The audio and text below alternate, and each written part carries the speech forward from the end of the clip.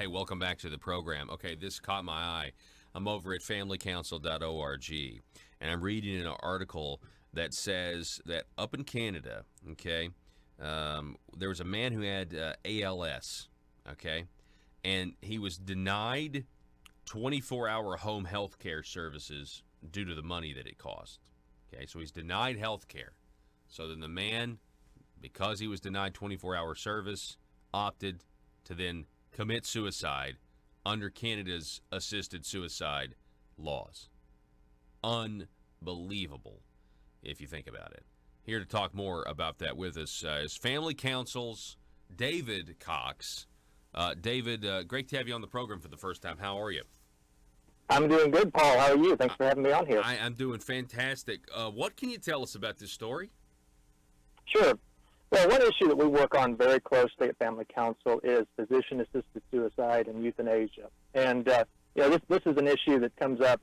It came up in Arkansas a few months ago. It's come up across the U.S., but it especially rears its head in Canada. Right now, physician-assisted suicide kills about as many Canadians as car accidents do, if you look at the stats. And so with this particular case, there was a gentleman named Shawn Taggart. He was about 40 years old. He had Lou Gehrig's disease, diagnosed about 6 years ago, and really inspired a lot of people because he chose to persevere and fight against this illness, even though it's a lethal illness, for the sake of his son, really. And so he's worked very hard for the last 6 years, or had worked very hard for 6 years to hang on and hold on to as much life as he could.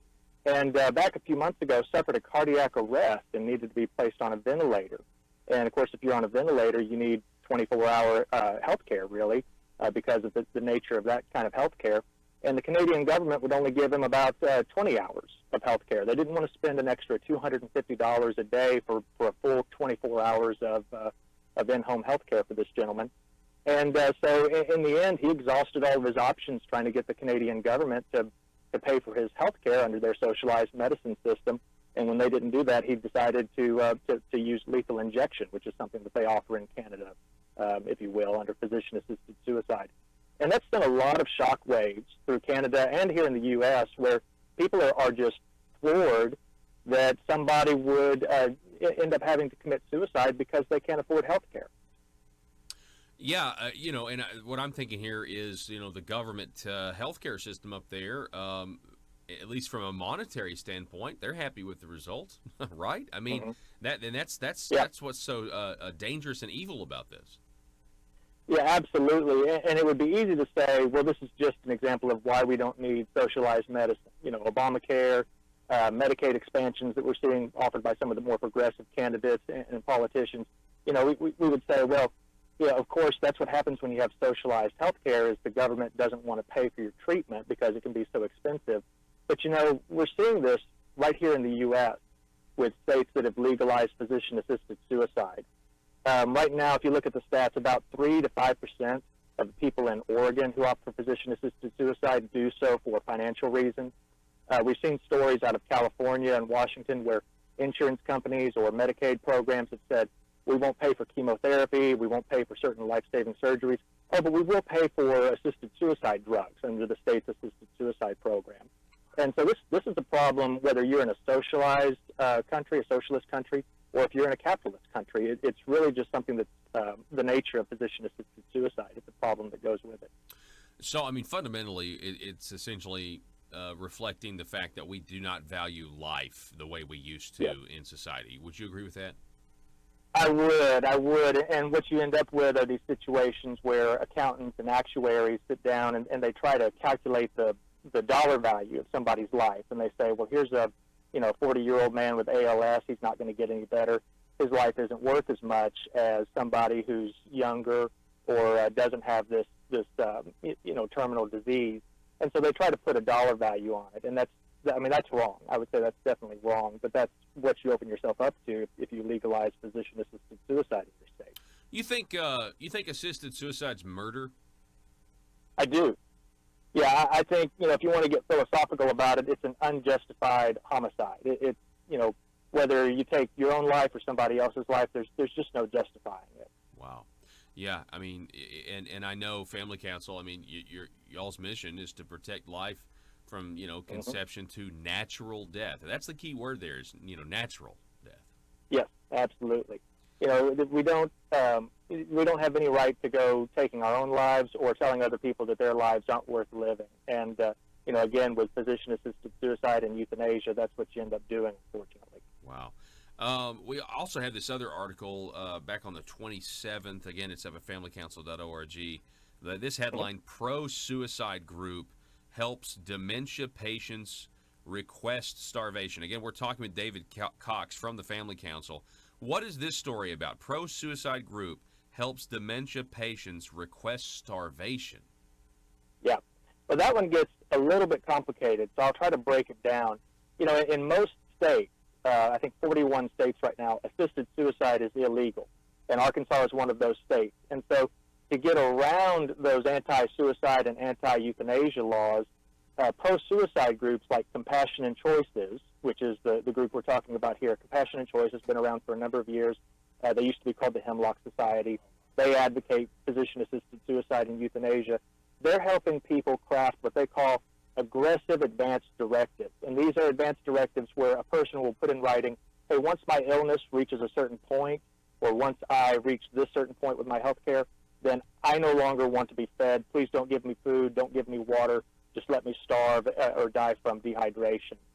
And what they're marketing this service, quote unquote, to is dementia patients right now, where people who have been diagnosed with dementia can say in writing, once I can't dress myself, once I can't feed myself, once I have trouble communicating or remembering people, then I want you to stop feeding me and stop giving me water.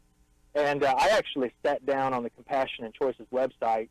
I completed this document in just a few minutes. It does not take long to do.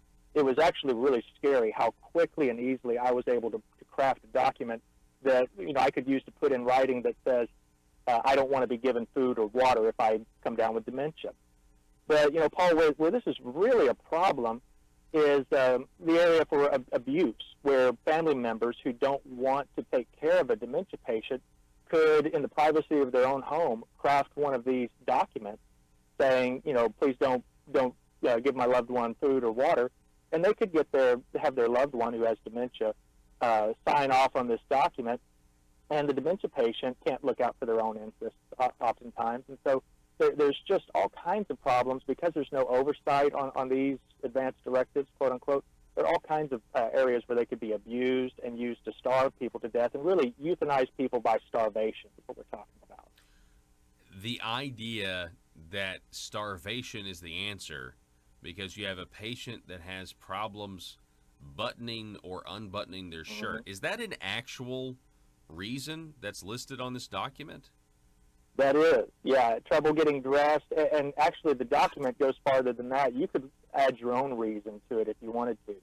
So it could be, you could make up anything that you wanted, trouble reading, trouble, watching TV, trouble, tying my shoes. There's really no limit to what you could put on this document when it comes to requesting the reasons that you could list for requesting starvation or dehydration. How do doctors feel about this? Well, the overwhelming majority of doctors, if you talk to them, would say it's wrong to deny somebody food or water just because they can't get dressed. I mean, that's, they can't dress themselves. That's obvious. I mean, most doctors are reluctant to ever say, you should deny somebody food or water. And so doctors obviously would say it's unethical to, starve someone to death just because they have trouble getting dressed or remembering people's names. And so to help people circumvent that, Compassion and Choices created a tool, a list of questions that patients and caregivers can use to screen doctors, to help them find doctors who will go along with these ridiculous advance directives where we're putting in writing that people ought to be starved to death.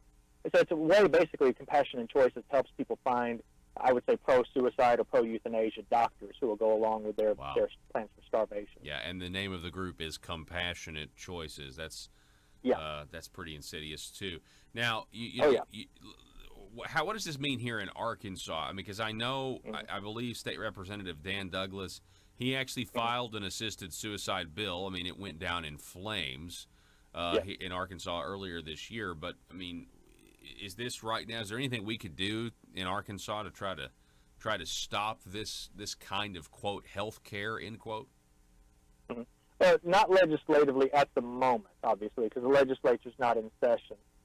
We are talking to some doctors and some lawmakers and making plans for the long term. This is really a long term battle. It's not something that you're going to win in a one fell swoop.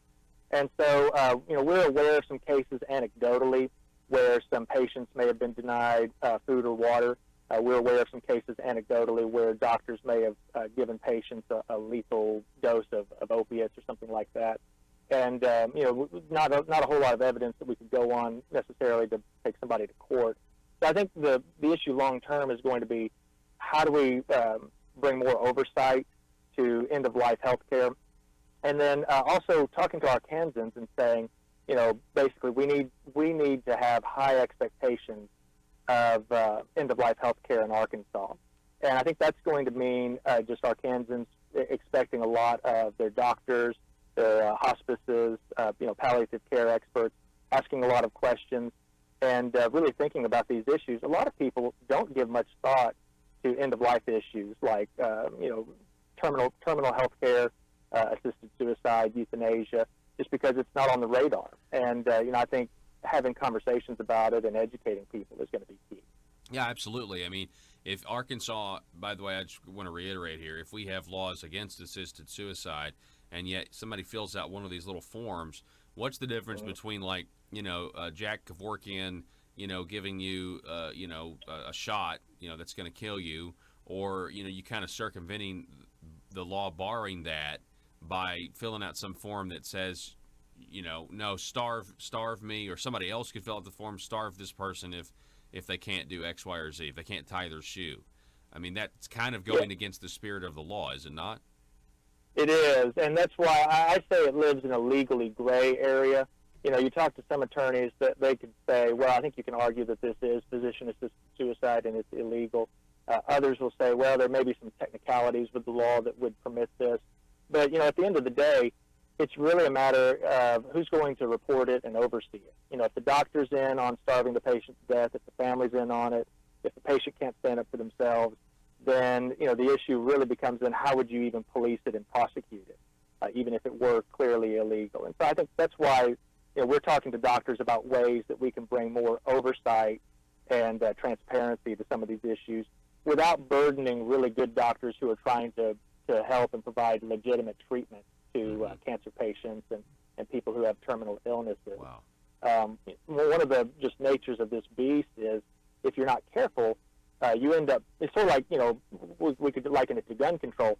You burden the law-abiding doctors, and the ones who are skirting the laws just go on skirting the laws, and they ignore what you put in writing. So it can be a complicated issue. Yeah, and let me thank you guys, and thank you, David, for approaching it with that attitude, that you could have unintended consequences, because, I mean, that's you don't see that a lot in government or people trying to write laws. They just want to try to, fix the problem, and they just ignore the fact that government tends to, get bad results elsewhere. Yeah, I mean, if you're going to do something, you want to make sure you do something that works, for sure. Yeah. David Cox from Family Council, the website, folks, familycouncil.org. They're Arkansas focused, and they are standing up for, families and traditional values. And David, I really appreciate you coming on the program. It was a pleasure. Hey, thank you. All righty. Folks, find out more. It's familycouncil.org.